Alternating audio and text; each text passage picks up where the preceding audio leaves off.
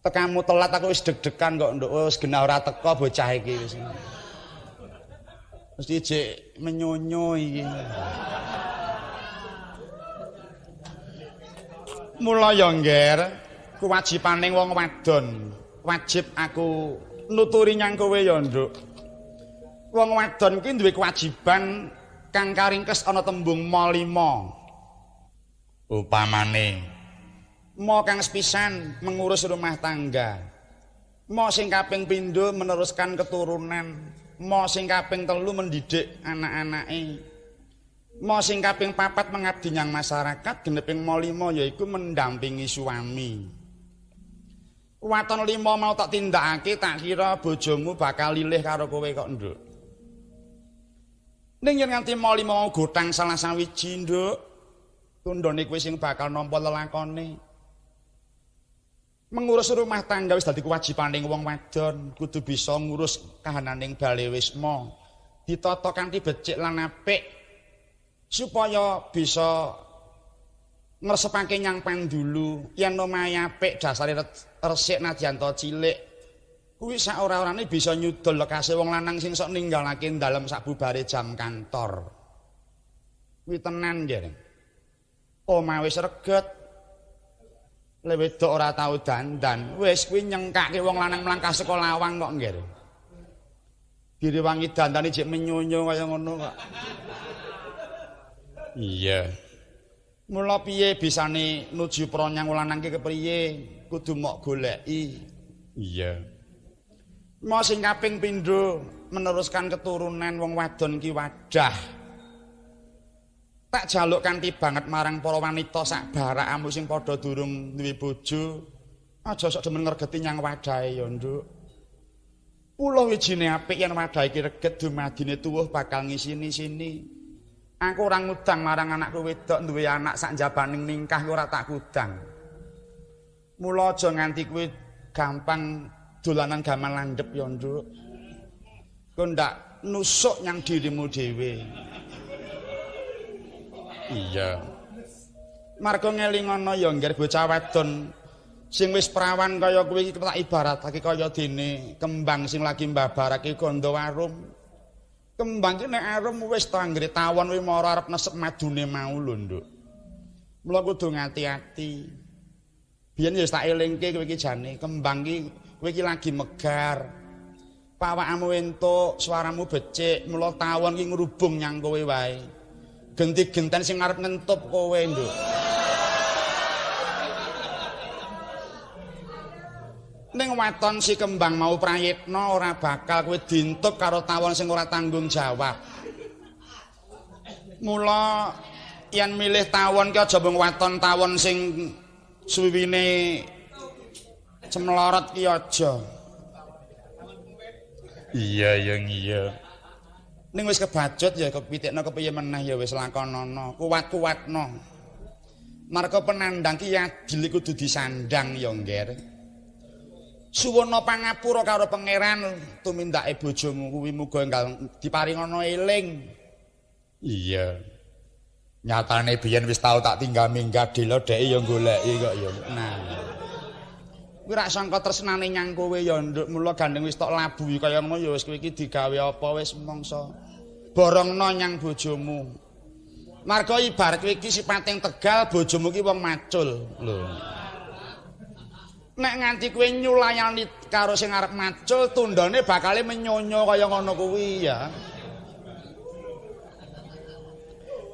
Lah mongko mantumu ki nek macul ora wayahan ki ya. Ora apa-apa wis ndak-ndake dhewe kok. Tegal-tegale dhewe kok. Nyatane ya wis nguwohke pohong loro ora ya wis to, Ngger. Iya. Iya yang iya. Kuwi bab nggon pacul kuwi. Iya.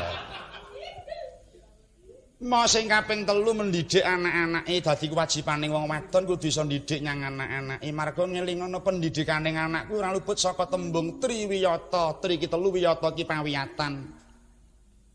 Pamulangan 3 golongan bisa nemtokke nyang pendidikaning anak sepisan. Pamulangan kang kanthi resmi utawa formal wujude kaya dene sekolah sing diglontah marang guru-guru kae. Kuwi pasinaon sing formal. Iya. Kaping pindho pasinaon sak njabaning kulawarga. Utawa kiwa tengening kulawarga kang sinebut tembung endah saiki lingkungan. Lingkungan ki ya bisa nemtokke nyang pendidikaning si anak, mula kudu ngati-ati. Dolan sak dolan kudu dikontrol anakmu kuwi nduk. Wor-worane iki sapa? Iya. Dene kang kaping 3 yaiku pendidikan jibaku jroning kulawarga dhewe. Pendidikaning anak aja mung dipasrahke marang bapak lan ibu guru, marga ngelingono ya nduk guru ki dudu baby sister lho, Ngger. Jibaku wong tua kudu ngluwentah marang anak. Mula dadi wong tuwa aja nganti ketunggul mung golek donya nganti lali nyang pendidikaning anak kuwi ora kena ya, Nduk. Kala mangsa sarasian karo kulawarga, kelumpukan karo kulawarga, nglumpuk tunggal sanggo nek pinuju padha mangan bareng kae. Padha mawas diri. Saling tukar pikiran. Kowe ya aja serik nek diwodo anak. Aja serik nek kowe didunungke karo anak, marga kala mangsa sok anak ki niten yang tumindake wong tuwa. Iya, Yung, iya. Aku ya wis nindakake kala mangsa sarasean karo kulawarga kok, Yung. Syukur. Mo sing kaping 4 mengabdi nyang masyarakat, nek wis rampung ngladeni nyang sing kakung, melu mbyake kahanan tangga teparone iki mbyake lagi apa? Usum PKK ya melu ngebyur nganggon PKK kuwi iso ngundhakake ngelmu. Aku ya mlebu anggota PKK kok yung nenggon kampungku malah angger sesasi urun 100 rupiah. Kuwi ora kanggo sing nampa urunan ki ora ning kanggo kebutuhaning sing tok rombongi kuwi ya, Nduk. Iya. Geneping 5 yaiku mendampingi suami lah iki kuncine ning kene iki. Yen kepengin ora ditangani wong lanang ora gawe gempungi wong lanang ki kudu bisa ngladeni apa karepe sing kakung. Lho, ngono. Aja demen nyulayani marang kareping wong lanang. Dijura, dilulura marga wis ditukoni jodangan kowe, Nduk. Jaman nglamar kowe biyen. Iya. Waton kowe ora nyulayani kareping wong lanang, lan kowe bisa nuduhake sejati ning dadi wong wadon nyang wong lanang. Oh, tenan, ora bakal wong lanang ki bakal tumindak ngiwa. Mula sing pinter olehmu ngladeni marang bojomu. Waton kowe bisa mujudake wareg kang sejati. Kuwi wong lanang ora bakal ninggal nyang wong wadon. Ana lho ngger kala mangsa wong lanang lali nyang wong wadon marga sing wadon ki kurang bisa ngladeni nyang sing kakung. Lho kuwi ya kudu diwawas dirine. Iya. Lawitekno piye to yung sampeyan ngerti dhewe gek gawe aku ki sinden mulih esuk wis kesel. Tak semayani kok lelakon kunjur kaya ngene yo. Kuwi jane njaluk apa to? Sepele kok yung jane iki. Aku mung kon janganke loncom jane iki. Mung kurang tempe bosoke kok malah awakku kaya ngene. Mula ya kudu iso ngedum wektu ya, Nduk. Aja nganti kowe nyulayani marang kareping wong lanang kuwi tenan. Waton kowe bisa netepi marang darmaning wanita, bojomu bakal tresna karo kowe ya, Ngger. Iya, Yung, iya. Ning aku lunga mau wis lilih kok, Yung. Wis. Syukur. Muga-muga tansah nyandang nyang ketentreman ya, Nduk. Kula duwe bondo numpuk, duwe apa-apa. Omahmu gedhe ning nek ora tau rukun ki nyang omah marake sangar. Nyang omah marake prungsang hawane ya, Ngger. Omahe gedhek nadyan mung mondhok weton rukun kuwi ya kuwi sejatine ketentreman ning kono kuwi, Ngger. Iya, Yang, iya. Tenan. Banding piye wong mantumu ya kerep ninggal aku. Kerep ninggal ki rak dinas. Wong lanang lunga saka omah ki sing dipikir kulawarga ora bakal mikir wong liya. Kaya ngapa tanggung jawab wong lanang wong wadon? Direwangi sapa wanci dudu wanci. Nek entuk apa-apa diserahke nyang wong wadon. Jane ya ngono. Ning saiki mantumu lagi petha nyang nomor kok ya. Ora apa-apa kowe arep ngundhakake karo duwite ben. Ora mundhak malah entek. Ya wis ora dadi apa ya wis sepira kayane sing diwenehi nyang kowe ditampa sing kanthi ikhlas ya, Nduk. Iya. Mong semene tuturku nyang kowe ya, Ngger Sumini. Iya ya ngestokke dawuh. Liya wektu wis diambung maneh ya, Nduk. Ayo nggak ngadep sinuwun. Tak derekke ya. Kuku sing duka kumelun Ngening kentiasa ngabage. kawengku sagung jajahan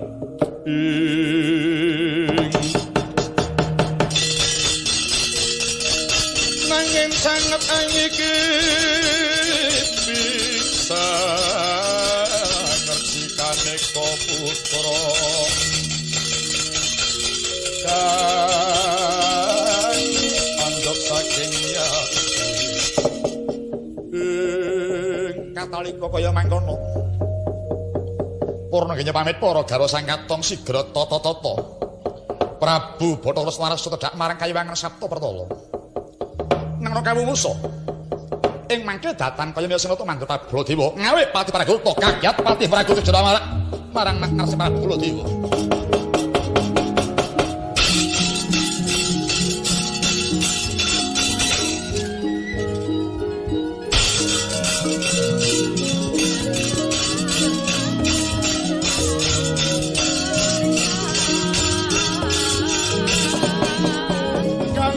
Kang Sekar Gadung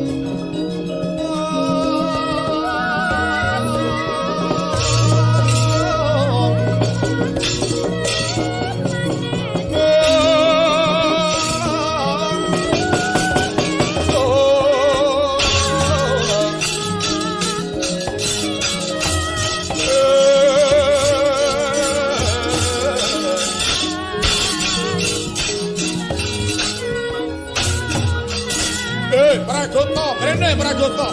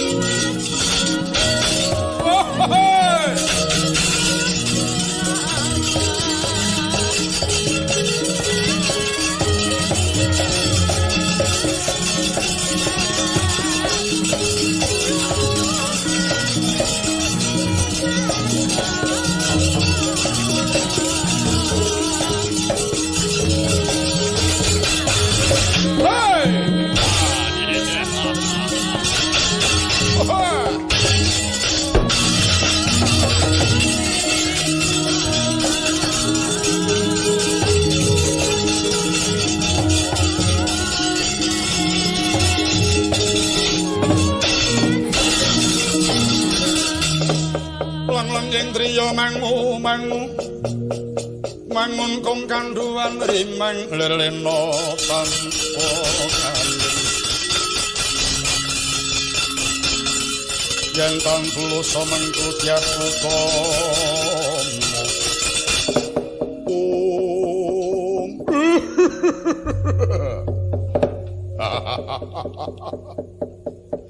menika Gusti Pling Mandura ingkang sampun miyos saking Stinggil Dwarawati lho. Daya-daya abdi paduka nyuwun dawuh menggah kados pundi wigatos sing paheman sinuwun. Kula aturi mbabari abdi paduka kula pun Pragoto kula lon.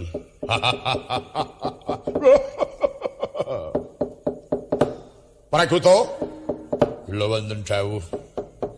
Ibarat murtut saka gendongan luput saka kudangan Pragoto.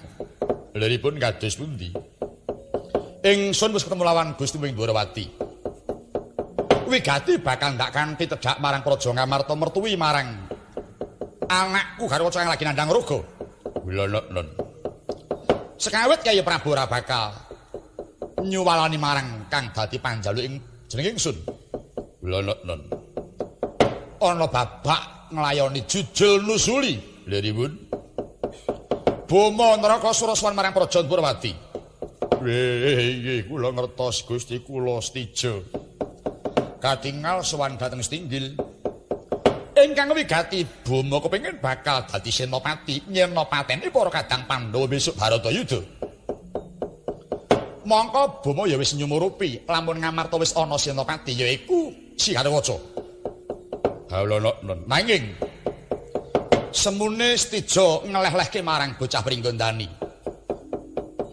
Kaya kurang timbang marang keluhurane ngasma para Kadang Pandhawa yen Senopati niku Garwaca. Kenapa kok ora milih Bama? Tataran derajat dhuwur Bama. Ing bab kasekten Bama ngungasake ora kalah karo bocah Pringgondani. Nggih. Akeh-akeh ingsun uga paring pitutur marang si Bama, ngelingake marang si Bama nanging kewirangan aku Prakuta. Kewiranganipun? Wah, nyangklak tembunge Bama. Dheweke sowan marang Ndorati, sowan marang jenenge sunangke sowan Prabu Ndorati. Kepara malah wektu iki Yai Prabu kegendeng marang pandaluking si Bama ketitik. Yai Prabu bakal minangkani apa kang dadi panyuwune si Bama. Lho. Lah menawi ngaten menapa badhe kelampan wonten Senopati kembar. Lah ya kuwi to Prakuta. Bareng ingsun midhanget kesagor Yai Prabu, rumangsa ora jenak lenggah ana pasewakan. Aku api-api bakal mangkat dhisik. Prakuta, Lha wonten dawuh. Lelakon kang lagi ketemben wae kelakon ing Gondolati bakal tak dawuhake marang para Kadang Pandhawa.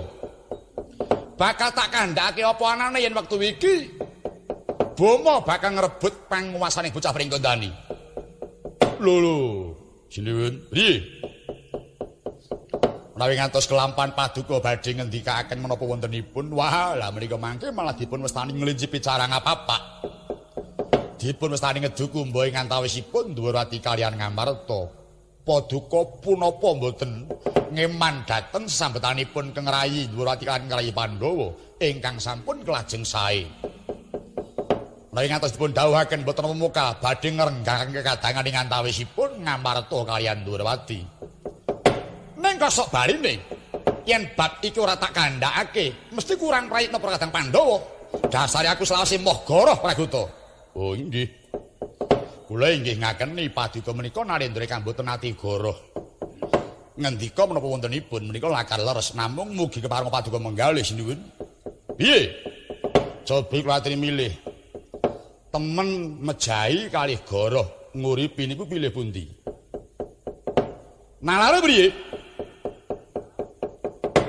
Kula upamekaken Praguta gadah simpenan menika kula upamekaken. Menika badan kula piyambak kemawon. Kula gadah simpenan sinuwun pirsa. Lajeng sinuwun ngendika kaliyan semah kula ing wonten griya. Menika temen nanging temen maten disabab arep mbubrahke wong omah-omah. Nalare priye? Kula upamekaken Praguta gadah simpenan menika kula upamekaken. Menika badan kula piyambak kemawon. Kula gadah simpenan sinuwun pirsa. Lajeng sinuwun ngendika kaliyan semah kula ing wonten griya. Menika temen nanging temen maten disabab arep mbubrahke wong omah-omah. Ora gawe rukun wong omah-omah. Menika temen ning mateni niku neraka cadangane. Saestu niku. Ning kasa wangsulipun Praguta gadah simpenan paduka pirsa, mboten ngendika kaliyan semah kula. Ketingale goroh ning nguripi. Lho. Margi ora ngobak-obak wong bebrayan. Pirsa disimpen dhewe dipenggalih dhewe, ora bakal kuwiyos karo sing ana omah. Niku nentremke wong bebrayan. Ketoke goroh ning nguripi. Niku Gusti paring pangapunten kaliyan sinuwun, swarga binuka kagem paduka sinuwun. Lho niku. Wah. Becik temen penemu gombalmu kuwi Praguta. Kurang apa lek ngomong karo kowe Praguta? Lho niku namung upami kok sanes kula piyambak nek kula niku ora dimbong iso ngati-ati dhewe kok. Dados paduka ngendikaaken dhateng Kengrayi Pandhawa niku temene bakale mbubrahke wong kekadangan. Ning nek ora ngendika bakale nyampet kahanan tetep bakal ngurukne wong kekadangan. Lho menika sinuwun. Ning aku ora tau goroh aku moh goroh moh cidra Praguta. Lah menawi ngaten prayoginipun pun pendet mergi tengah mawon. Dijupuk dalan tengah priye? paduka iki sampun ngantos dipun westani ratu sing tumbak jujukan. Ning nggih tetep anggenipun kekadangan ing antawisipun Ndarawati kalih Ngamarta niku prayogine malah sinuwun mboten tindak ten Ngamarta mawon. Beci ora mangkat, mboten mawon. Cobi to kula menggalih. Nek mangkat tekan kono, lho kok ora bareng karo Sinuwun Ndarawati. Ora dikandhake mongko ngerti, nek dikandhake ora rumbubrahke wong seduluran lho niku. Oh, ngono ya. Nggih. Bali wae mantuk mawon. Pun lenggah ten dalem mawon, tilik jengben nek pun rampung-rampungan mawon pun ora ada apa-apane. Wah. Mongko jalane Pragondo kepengin banget arep cilik marang anakku Pringgondane kaya ngopo kahanane. Lah nggih benjing mawon. Nek perlu napa makilke, lho ngoten mawon. Utusan kula mawon, mangke kula sing ngalesan nek sinuwun nembe gerah, ngoten lho pripun. Wong aku wong waras tak kok keloro malah lara tenan Pragondo. Oh niku mung alesan men. Ning kok penake ya ngono iki Pragondo. Bali wae ya. Lah kondur mawon. Timbang ning penggalian kok bunek. Yen ngono Pragoto ya wis. Tak dar aturmu. Ora sideni Ngamarta. Lah nggih mboten setuwi mawon.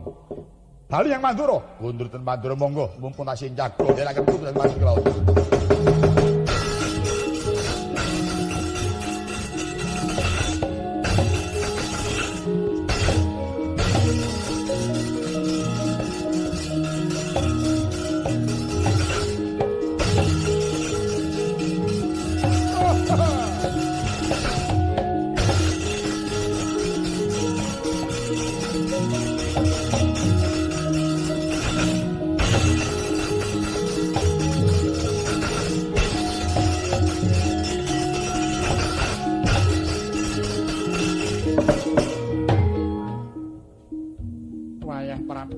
Sampun miya saking Stinggil Ndarawati nggih.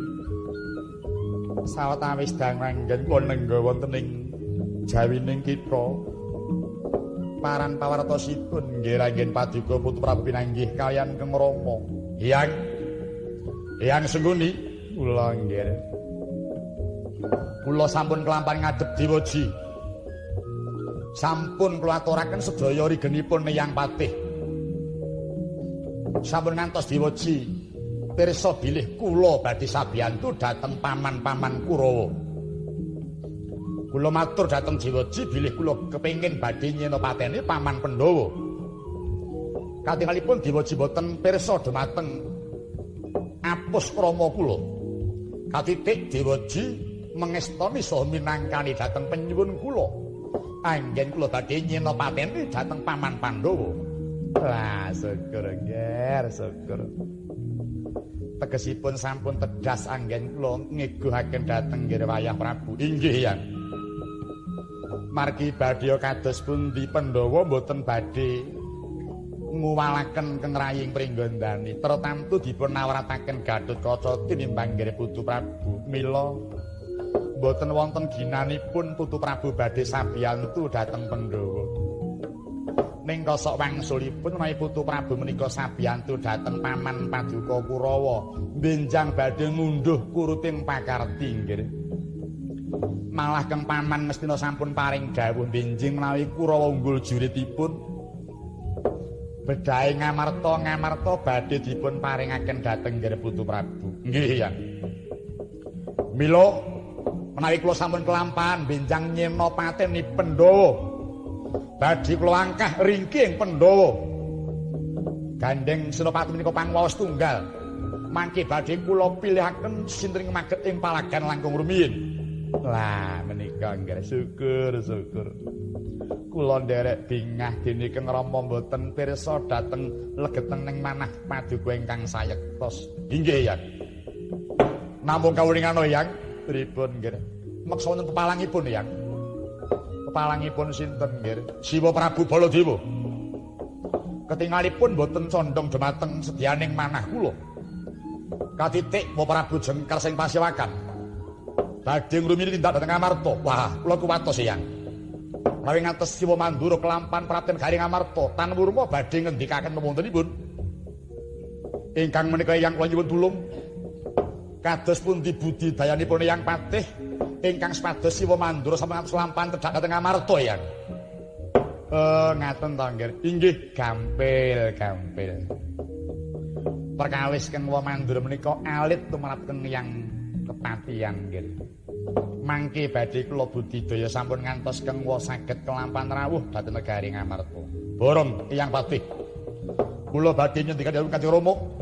Daya-daya kula bidhal dhateng Amarta tata gelar mertuwi dumateng kadang kula ing pringgon nanging ujug manah badhe kula sengkakaken pejahipun tiyang pringgon dani. Monggo nggih. Perkawis Kang Siwa mangke kula kalian para pepundhen dika Kurawa ingkang badhe budidaya sampun ngantos kelampahan bidhal dhateng Amarta nggih. Borong Eyang Patih inggih nggih.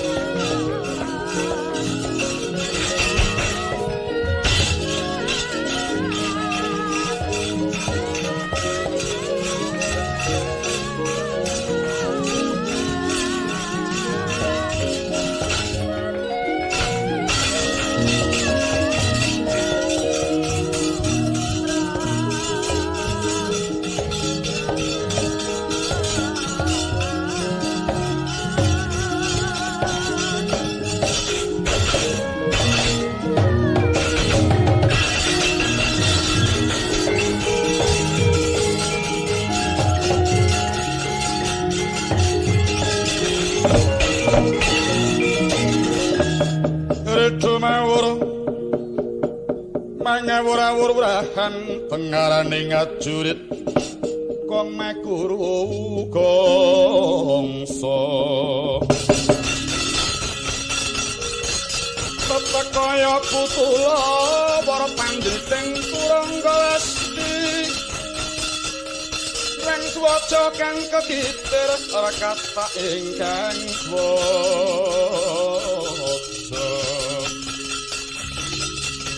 waca lelayu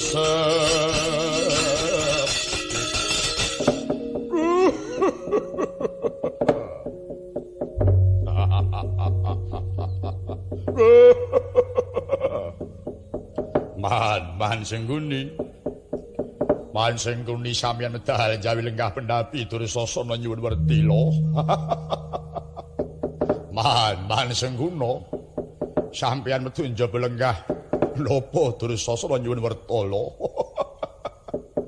Menapa wikatos sing paman So kados pundi paman anggen dika pinanggih kaliyan anak kula pun Buma? Napa sampun kelampahan handika paman? Angruji dhumateng anak kula pun Buma Nrakasura sepatus tumut dhateng para Kurawa man kula nyuwun dawuh lho. Kula putra paduka panenggak Kurwa Satria ing Banjarjunut Dursasana man.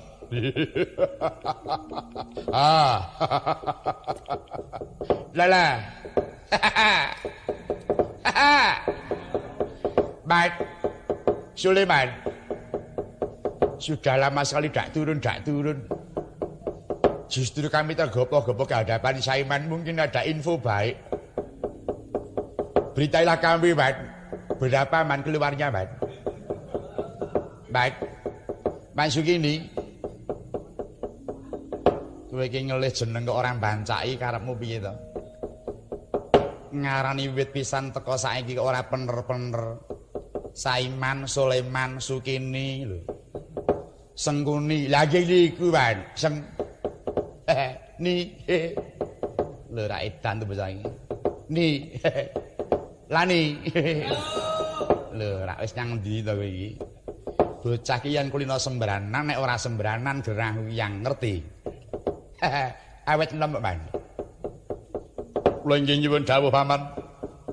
Matur mbabariken putra kula pun Kartomarma, kula ingkang putra pun Tirtanata, kula pun Swatama. Man. Manaria. Kula yo dawuh, Man. Manaria. Manaria apa malaria? Kula kang putra pun Citraksi man nyawa nyadong dawa woh. Wis Citraksi ora usah melu omong. Ora usah matur sing akeh-akeh yen kancane nyang melu nyang ngono wae. Nggih, Man. Wis ora kita ngethuk ya ana jatahe kok garewe iki. Nggih. Nggih, Man. Ulup Dursasana, lho, Man. Iki mau aku wis ngenteni kelawan putramu si Buma, wis kelakon miyasa saka Stinggen Dwarawati, Buma ngaturake manawa panyuwuning si Buma marang Prabu Kresna wis dipengestoni. Dililani kepara sinuwun Dwarawati bakal sabiyantu marang putraku si Buma.